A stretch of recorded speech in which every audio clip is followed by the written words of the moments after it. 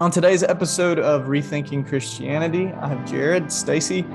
He is an American pastor. He's a current PhD student or candidate in theological ethics at the University of Aberdeen in Scotland. So he is currently in Scotland, which is pretty dope. I had it confused. I for some reason thought he was in England, but his research focuses on the intersection of theology and political conspiracies in the history of American evangelicalism. I just found some of his tweets and I really liked them. And I think I just shared one on our Instagram and we ended up connecting and we were able to set this up. So thank you so much for coming on to an episode. I'm always really encouraged to just get to hear different perspectives, especially from people that are doing research and things like that on topics that need to be talked about. So thanks for coming on. Yeah, thanks for having me, Blake. This is great. Yeah, cool. So I'd love to hear so you're in Scotland now, so you're American. What is your background? So how did you get to a place where you are doing a research degree on the subject that you're doing? So did you kind of grow up, I guess, in the church or in American Christianity? Yeah, the way I tell my story is there really wasn't ever a moment where I found myself outside the church. I learned to sin in the church, not outside of the church. Not that we necessarily learn to sin, but I'm talking about you grow up. I didn't grow up evangelical adjacent. I wasn't on the fringes. I was right in the heart of it. And part of what I get to do now is tied up in my story. It's not just research for research's sake. I'm reading about the history of the traditions that I find myself in, right? So a lot of these big names from the past in evangelicalism, be it guys like D.L. Moody. I went to a school affiliated with Moody as a kid. So I went to Southern Baptist seminaries, I went to New Orleans. I'm a Liberty grad with Jerry Falwell. And now I find myself right in Scotland and Aberdeen, decidedly very far out of that stream and those streams in the States. But at the same time, you can take yourself out of those places, but then you still find yourself being shaped right by those streams that you grew up in. And so I do think I have a unique perspective. For as much as we could and need to critique evangelicalism, there's a line in which critique can become contempt. And I always think that that's a really important, maybe a very Christian line to draw, because I think that Jesus can help us sustain critiques of our own faith and our own stories. And at the same time, he never lets us shut the door on other people in contempt. And so that's a balance that I think it's important for every Christian to work out. And that's what I'm trying to do with various success. And so that's been good. Yeah, that's awesome. Yeah, I would say that it is a hard line to kind of balance between how far do you go in critique to the point, because it's if you get to a point of critiquing where you're no longer loving people, that's where it gets really difficult. But at the same time, conversations and truth that has to be presented or talked about can be hard.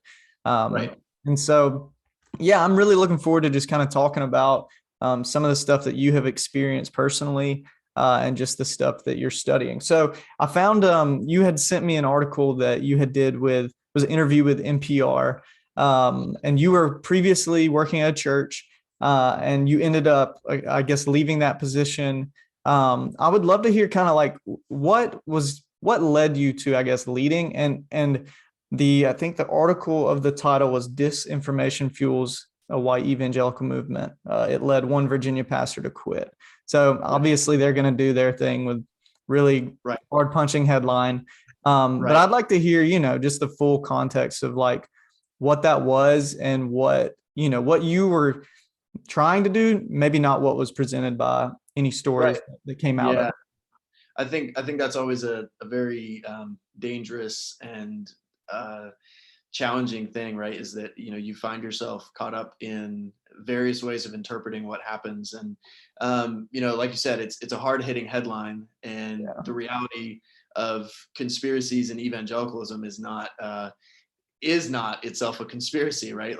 That where we were in the current context, I mean, that there was something that was being used, right, to explain events locally. And so whether it was down to the insurrection or specifically when we were there, like Black Lives Matter and particular demonstrations in our local community. The conspiratorial explanations of what was going on in Seattle with Antifa and things like that got projected very much onto the situation in our own community. And it's always difficult. How do you meet someone, or how do you come across these conspiratorial explanations? It used to be back in the 90s, you could read about it on message boards or check books out in the library.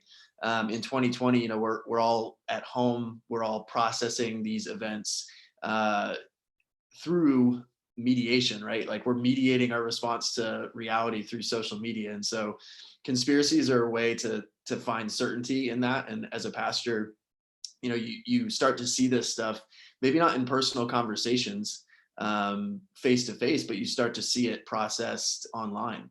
And so that was really the big front for this, pastorally speaking, was that you start to see and notice a lot of what I noticed was a lot of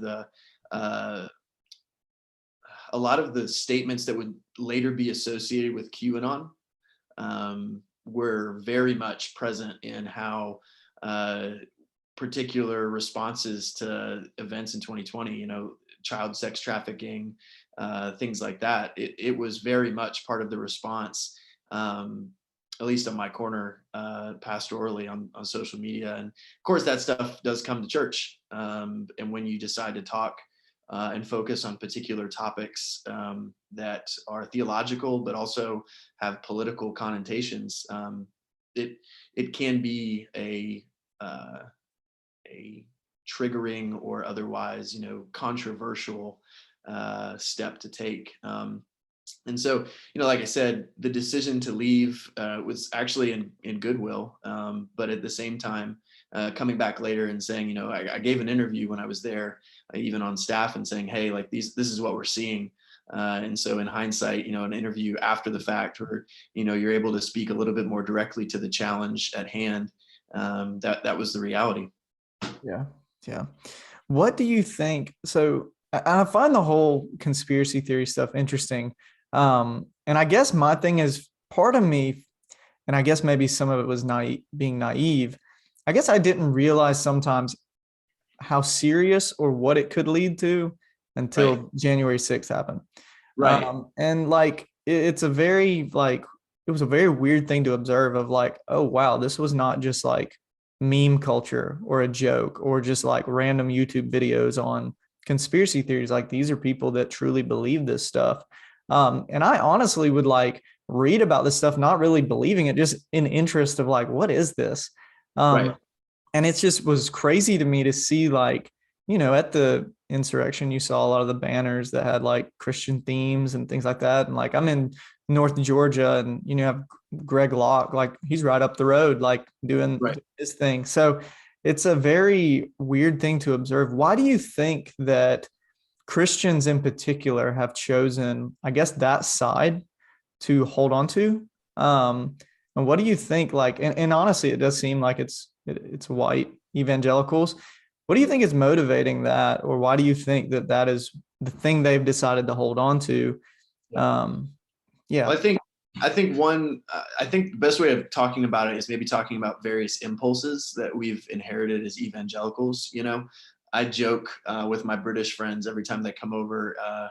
It never gets a laugh, but I offer them, hey, do you want some tea? Right? Because I know it's a kind of a tea first culture here. Yeah. And they'll say yes, and then I'll make the joke. I'll say, well, my impulse as American is to throw tea into the first big body of water I can find because of the Boston Tea Party. And it never gets a laugh. But I do think that it's one way to talk about these conspiracies is to talk about our driving impulses as evangelicals. And this is stuff that we've inherited. We don't often talk about, as evangelicals, the idea of inheriting theology. We're not really, as Protestants, we're not really keen on talking about tradition and things like that.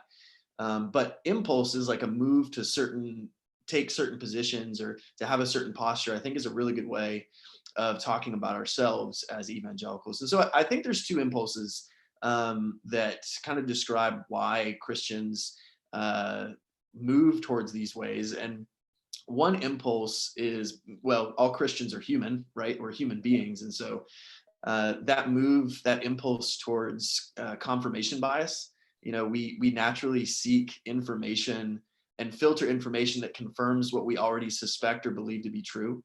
And the reality is that a lot of people believe that they're already being fed lies. That their media choices are actually built on that premise. And I don't think we need to go into just how prevalent right-wing media, Fox News, and that whole discipleship economy, that's very prevalent. Yeah. So a lot of the pastors that I've talked to since leaving, and even while I was there, the discipleship of the Church of Fox News is one of the largest churches in the United States. I think we have to recognize that. So, but that's that first impulse, right? Is I want to believe what things that already make sense to me. And there's also a way in which that second impulse is really just how we've perceived what Christians should do in society and how we should be as people. And going way, way, way, way back to Rome, like when the Emperor Constantine made politics and church come together. And that's where we get Christendom, right? This idea that the church and the state come together. And in America, we did something different. We said the church and the state are not the same thing. Yeah.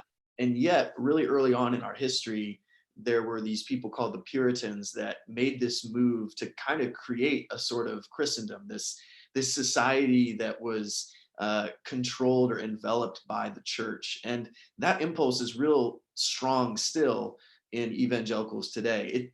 We don't call it Puritanism, we don't call it Christendom. It's a form of nationalism. And so I'm not defining Christian nationalism as some kind of sociological trend based on data. There's a real theological impulse. So I think Christians, we've inherited these two impulses. We want to believe what already fits with what we believe. It's too hard to rethink all of these things. But then the other thing as Christians, particularly in America, is that we have this impulse to take power, this impulse to be in control. And Blake, I'm glad you pointed it out. That's historically, that's been a path for white people. Yeah. That hasn't been a path for minority Christians who've developed a different set of impulses and theological traditions. So I just think it boils down to those two. That's just my quick oversimplification, but I think repair deals with those two things. And that's what we're trying to do. And that's what we're moving towards. Yeah. And so I started thinking about some of this stuff differently, especially like with just like even the Black Lives Matter stuff. It was interesting to me, the conversations that I would hear among white people. And I think a lot of some of this has to do with like, unfortunately, how like tribal churches are in America in a way, and how we're very homogenous. There's not a lot of diversity in many churches. And even in like some of the bigger churches you may have some ethnic diversity in the people that are coming, but the way in which Christianity and church is presented is still very white and evangelical. And so, when I started to like kind of like have a more open ear to the people that like have completely different like cultural contexts than me, completely different viewpoints and perspectives, different economic and social statuses, you begin to realize like, okay, what I find to be like helpful in my news and the information I receive is not as helpful for other people because it doesn't directly deal with the context that they're in. And I found that to be like something that's really challenged me in the way in which I go about like understanding the things that are happening in our world. Do you feel like that plays a role in some of this, where there are Christians that like hold on to, I guess, conspiracy theories or some reality that gives them some kind of like reasoning or way to reason the things that are happening around them? Yeah. Oh, absolutely. I mean, I think and I think that should maybe cultivate, not only should it cultivate critique, but probably some empathy as well. Yeah. Understand why this is attractive to people. And like, let's be honest, no one intentionally chooses to believe a lie. A lot of the work that we do is trying to tell ourselves that what we believe is true. And so no one enjoys being told that you're a liar, that you've believed lies. Like, that's not only is that embarrassing, but it's painful. But I hope, and you brought it up, but I hope the listeners kind of understand what just happened, right? Because we went from talking about conspiracy theories and these kind of outlandish claims about like Democrat pedophilia. And let's be clear, like pedophilia is real. We talk about fraudulent elections. Like, let's be clear, there are countries in the world that do have fraudulent elections. Like, there are real conspiracies. But you and I just made this move to actually talking about race, to talking about ethnicity, to talking about economics, to talking about actual material realities that get caught up in conspiracies. So the presence of conspiracies, not just among Christians, but among people in general, it's kind of like this window to ask, like, what do you stand to lose if this is proven false? And when it comes to Christians, I think there's a lot of tangled up assumptions about the way that the ethical assumptions about the way the world needs to be. And conspiracy theories kind of confirm or affirm that. And we are inheritors of this kind of apocalyptic vision, right, of where history is heading. Yeah. And January 6th is kind of like an apocalypse theologically, right? Like, people thought this is the end, this is the climactic battle, this is where all the wrongs are going to get made right. It was a political apocalypse, but it was theological too. And at the same time, you look at this apocalypse, and then you look at how we read our Bibles. I don't think every evangelical is a full-blown conspiracy theorist. And not everyone was at January 6th. But the way that we read our Bible, we might hear some of these conspiracies or these alternative viewpoints. And we read a Bible that has this alternative explanation of reality. And we say, well, hey, there was a conspiracy against Daniel. And hey, there was a conspiracy against the Jews in the book of Esther. And somehow we think that gives us the ability to see what's going on behind closed doors at the White House. Yeah. And that logically, that's not a helpful or even good move to make. Again, that's kind of where we're at.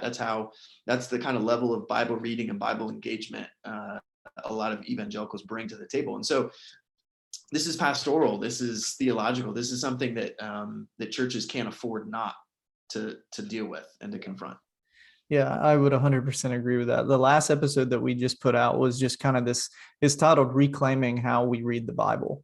And it's this idea of like something that I've discovered, and I didn't know a lot of this until I did my undergrad, and then I did some of my master's degree about how we approach reading the Bible.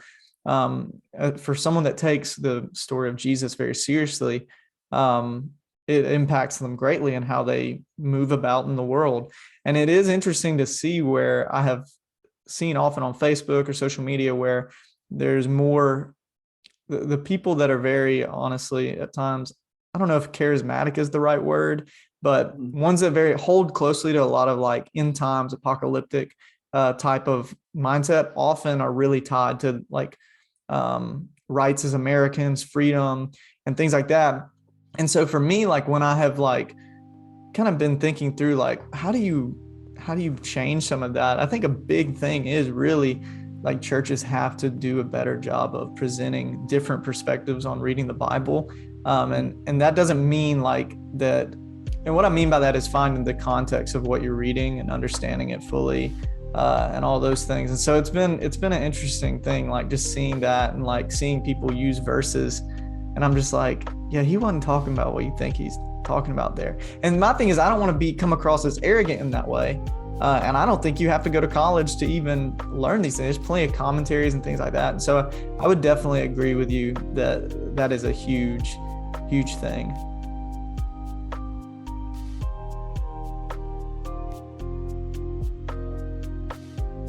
But I think what do conspiracy theories reflect about the people who believe them? And when we ask that question, I mean, we're asking it of our own experience, right? Like, it's not a them problem, it's a human problem. Like, we all prefer information that confirms what we already suspect or believe. And when people suspect that they can't trust the government, and sometimes when the government gives them good reason not to, I think we have to build some bridges to be able to say that. But like you're saying, what you're talking about is cultivating a posture of curiosity as opposed to certainty. And conspiracy theories have this way of making us feel certain. Yeah. We project the confidence of our faith into geopolitical events. And there's nothing about Christian faith that necessarily gives us this confidence, this certainty to be able to name everything that's going down, and to be able to understand what's going on behind closed doors. And so, but caught up in that is this huge posture. People are afraid. People are scared. And I like what Philip Yancey said. He said that faith is paranoia in reverse. And so I think if that were true of evangelicals, which I think ideally it ought to be, because of the evangel in our name, the gospel that we confess, we should be the least paranoid people in the world. We should be the people who are it's like, well, that might be true, curious, but the least susceptible to any kind of pull or tug towards tribalism. And yet we see this culture war posture that means like, well, it's either us or them. Yeah.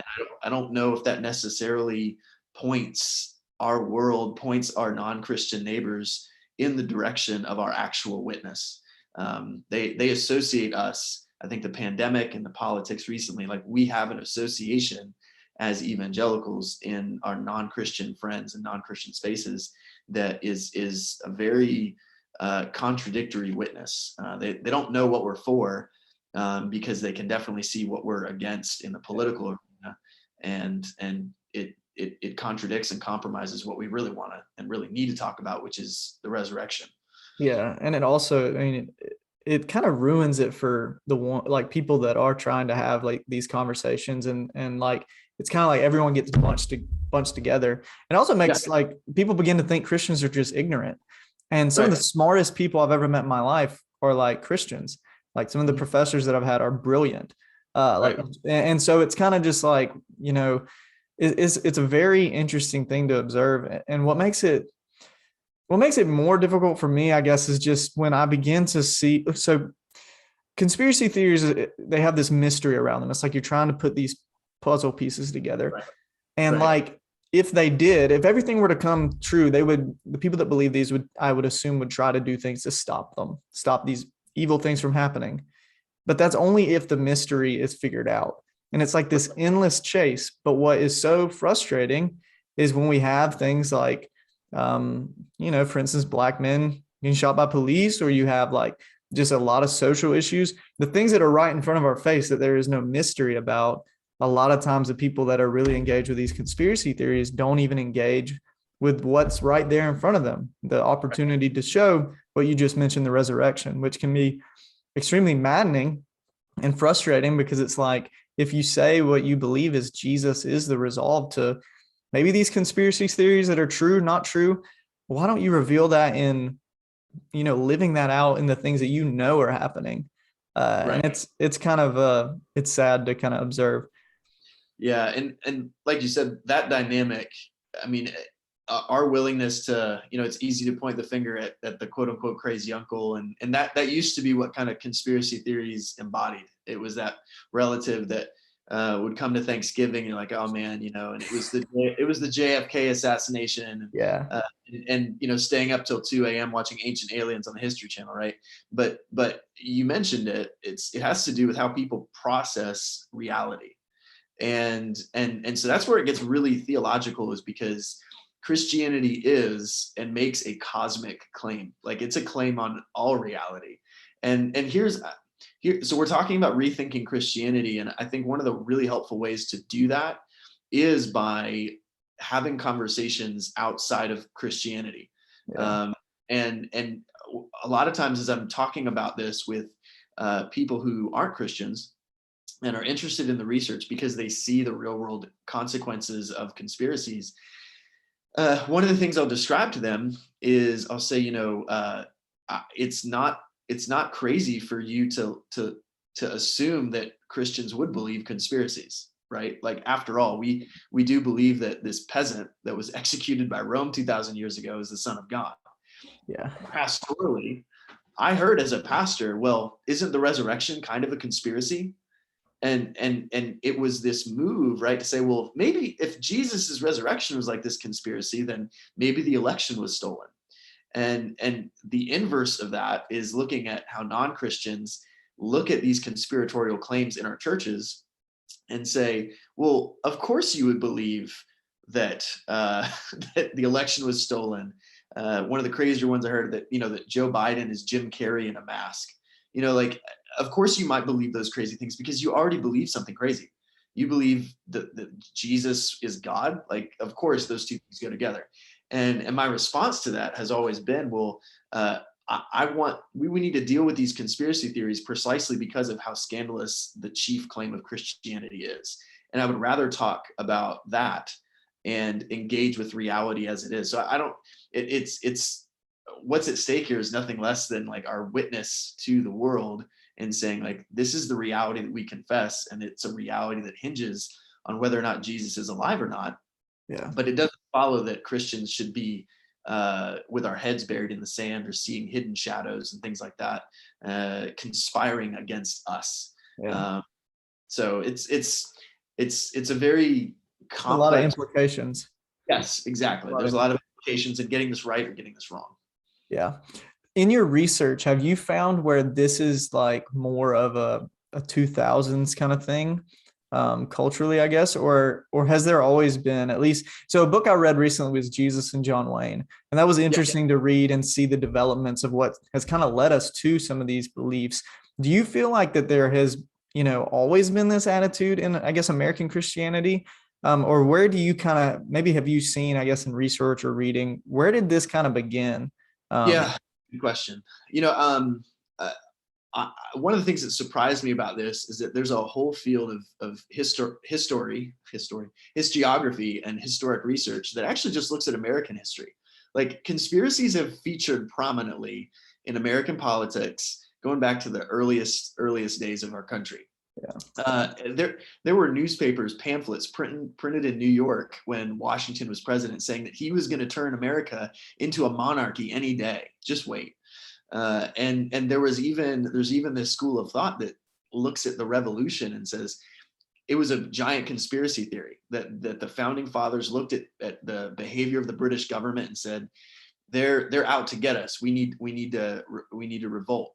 And so I think when we understand that conspiracy theories is like, it forms this particular way of engaging with reality, and that type of approach has been part of American society and culture since before we became a country. Wow. I think it prepares you to at least admit that if it's been a part of our cultural stream in America, that it has probably interacted with our Christianity. And so I could give some examples, right, from my research and say, like, conspiracies always kind of surface when there's a fear of disruption to the present order and the present way of doing things. And so we go back, I mean, the fear of slave revolts, the idea that slaves in the South, enslaved people in the South would rise up, that was a very present and constant paranoia. You could go into the 1950s and look at the fear of communism and how they treated MLK later in the 60s. So that's a very long-winded way of saying it's always been here. And if we went back farther back from America, in the church and in European Christendom, you would see conspiracy theories has always really been a way of trying to understand the world. And that's why we have to reject it, right? Because Christianity is a filter by which we process reality that doesn't deal in conspiracy. We can at least say conspiracies are real. They do happen. We're not going to know them all. Yeah. And we're not proving our Christian faith by saying we do know it all. And so the road out of conspiracy theories is less, how could you believe such an outlandish claim? It's actually more like, well, I don't know a lot, but here's one thing I do know. Yeah. And that move from certainty to mystery, from certainty to curiosity, I think is how we begin to unstrap this conspiratorial mask that we've put on, the way of seeing the world through this. And I think that's one way we do it. Yeah. I did not even realize that was like, that it went back that far. That's crazy. Yeah. I know about like, the Freemasons and stuff like that, and like the early 1700s, but I had no idea about like it. I knew like, because I just kind of assumed, I feel like it would have started like in the 70s, 80s era. But that's really, really interesting. It's like a carousel, you hop on, and the longer you stay on, it's Q today. It'll be your listeners can kind of piece it together. It was Q for the election, but look at how Q has evolved to involve biolabs in Ukraine, right? Like there's no hopping off this carousel. There's no, it's always going to be that way. So go ahead. Sorry. I No, no, no. It's really helpful information. What's really interesting to me is like when you look at, and one of the big things is like, for instance, with all the COVID stuff that happened, was this kind of this rally cry for like freedom of worship, freedom of rights, and things like that. And it was so interesting to me to observe that by just kind of thinking through, well, what does that mean? You're only defining that based on American values first. And I was thinking through this, and like one of the things that I thought through was like when you observe the New Testament, for instance, and even out of the New Testament into the early church, the church for the majority of history, it was operating in the midst of persecution and in the midst of lack of freedom and lack of like probably knowing like who was coming at them and who was against them. And it was just it's kind of interesting when you observe that. It's like American Christianity, honestly, at times doesn't really reflect what the church historically had to be going through. And I'm very thankful that I don't have to deal with persecution and things like that. But I think sometimes we equate American rights to rights as Christians at times. And I think I think that plays into some of this conversation. Oh yeah. Yeah. Yeah. I mean, and I think that's the thing, the challenge about even looking and talking about American Christianity is what you've described as white Christianity, right? To say that we've enjoyed a privileged status is true of white men up to a particular point, white women after the 1920s, but even still pay gap, all that kind of stuff. And so I think that's maybe the challenging and encouraging thing, is to know that the stream of faithfulness in the Black church and in other minority churches, Asian Americans, that there have been different ways of doing theology and grappling with. Bonhoeffer called it theology from below, and he said that after spending a summer in Harlem, and he came back to Germany with this experience and worshiping alongside African American Christians as opposed to white liberals and white fundamentalists, and the conclusions and what he saw radically shaped the way that he responded to the threat of tyranny in Nazi Germany. And so, Bonhoeffer is so popular. People love to invoke him and say, oh, well, rights, our rights to worship, our rights. And those things, let's be clear, like those things do matter, like they're important. Yeah. And at the same time, we have failed to realize how we have allowed our Christianity to be not contextualized to America, but held captive by our social standing in America. And those are two different things. Yeah. And the faithfulness of the Black church in particular in the history of the United States, I think, is a really helpful voice of critique. And that's one thing, probably to my shame and neglect, that a lot of what I've discovered here in doing research, if I find an insight, I'm like, oh, that's a good critical insight of white American Christianity. I'm not the one finding it. Someone else has said it much longer ago than me. And so it's engaging with traditions outside of my own to say, well, I've been insulated from some of these critiques. And so how was I insulated from that? And conspiracies is just one window into how we've kind of marshaled our way into defending a particular order as God's order. Yeah. And it's not necessarily about calling for anarchy, but I think we can be honest enough to admit, and this may sound controversial, but again, as white Christians, we it's not anarchy to consider giving African Americans the vote. But going back to the 1800s, that would be the flavor. The idea of giving enslaved people freedom and the vote. It was this kind of, that's what they would call anarchy. And so we have to be very careful in saying, well, if this goes, then everything goes. Yeah. Christians, we get to be curious and get to explore those paths of what Jesus would be and what he would do as his body on earth. And that's where we find ourselves. So the paranoia, the threats, the fear of being overthrown. I mean, demographics in America are changing. And the worst thing that could happen is for Christians to mistake their cultural power with revival. And it's likely that the revival that even American evangelicalism needs is going to come from immigrants into our country who don't look like us, who are bringing a faith that's far more evangelical than the one that currently has that label in the States. And I think that's challenging. But as long as we marshal conspiracies as though they represent this threat to God and country, we're going to miss out, I think, on being part of something in the global church. And that's what I want to focus on, and that's why I'm here, this work. Yeah, that's awesome. There's a lot of good truth there, nuggets. There's a lot. Yeah, I hope that there. No, it's good. It's good, man. So I'd like to really quick, as we kind of wrap up, Yeah. practically, you have obviously you have a researcher's heart, but you also have a pastoral heart for this subject, and I think this question can be applicable to a lot of things. But how do you think that we can have like honest conversations as Christians with people that may believe these things and may like struggle with like letting go of those things, and how do we approach it in a way where it's like, my natural instinct is to be like, why do you believe that? Like, and that's that's my natural instinct. How do I do that in a way that is not like arrogant or me not considering their perspective as well? Yeah. I mean, I think the best analogy I've ever heard for this, it actually kind of comes from a cross-cultural context. And I asked, he was a missionary to a Muslim population. And I asked him, I was like, man, where do you even begin? How do you even begin doing that?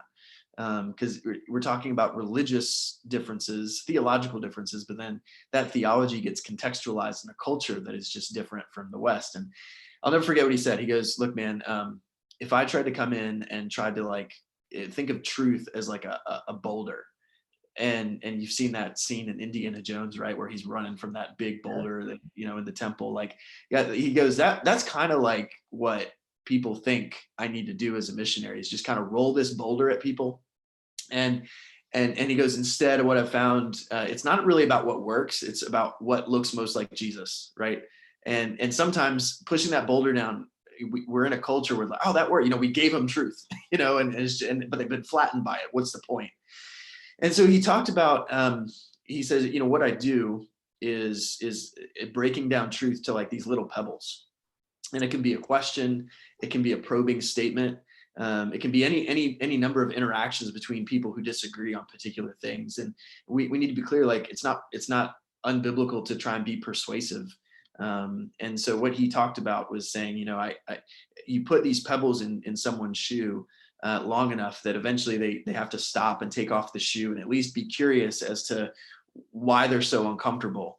And so there's a really good measure of grace and truth in that analogy.